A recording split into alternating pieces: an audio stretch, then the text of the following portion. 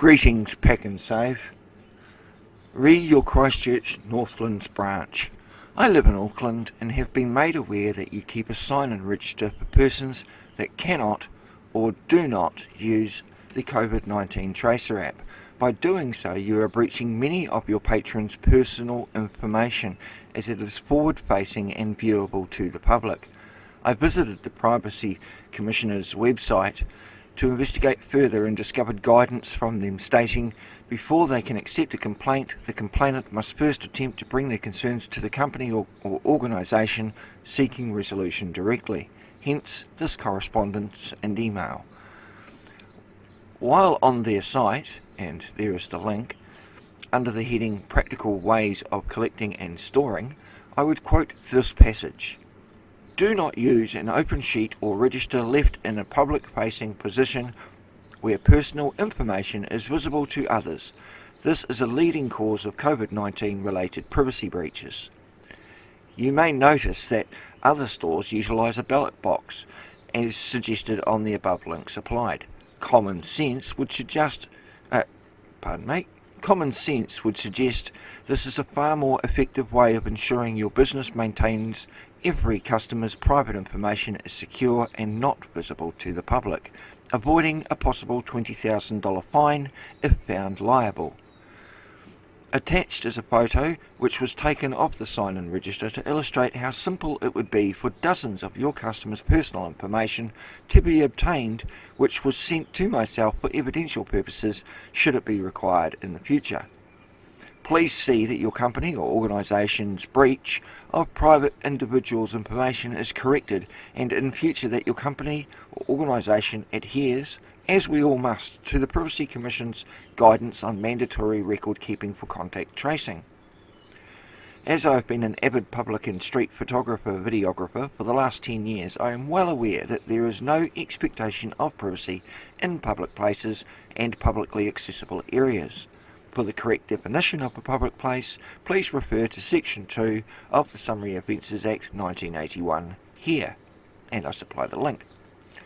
And as it is every person in New Zealand's freedom and right to seek, receive and impart information and opinions of any kind in any form, affirmed in Section 14 of the New Zealand Bill of Rights Act 1990, photography in a public place is 100% legal.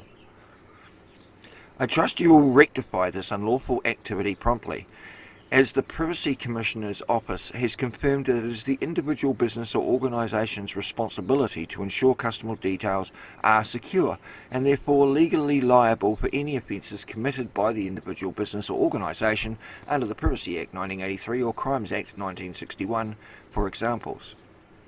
I have on record so far been sent a copy of your Pakn'Save Northlands branch, your register, which was sent to me from a concerned individual, which after trying to inform your staff of their breaching of private individuals' information, was opposed to being thanked for alerting you of this, to be rudely spoken to and then allegedly trespassed, to which he has no trespass notice to confirm such.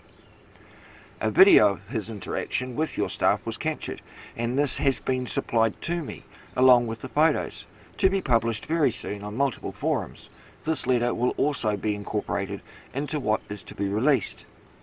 I find it appalling that instead of correcting your breaches of customers' personal information, that you choose to persecute this man for pointing out your unlawful behaviour, and instead claimed he had no right to photograph it, and attempted to trespass him, which is completely wrong. Your policies do not supersede law. And if your actions are not corrected immediately, the individual's private information you have breached by making it viewable to the public may be contacted to inform them of your failures to secure their information, and be advised to make a complaint to the Privacy Commission for such. Here are two other examples of such, and the correct response generally by not shooting the messenger. And there's a video linked to the solution at Fresh Choice Waimaku, and a video linked to the Repco Green Lane 2IC I spoke to, who both corrected the issue straight away. Here is the first two attempts by myself to bring this to your attention, where I was rudely spoken to and hung up on both by Scott and Natalie, the Nat, Operations Manager. And there's a link to them. and my conversation with Kim at Foodstuffs. Please relay my appreciation to her for her professionalism. This was very much appreciated.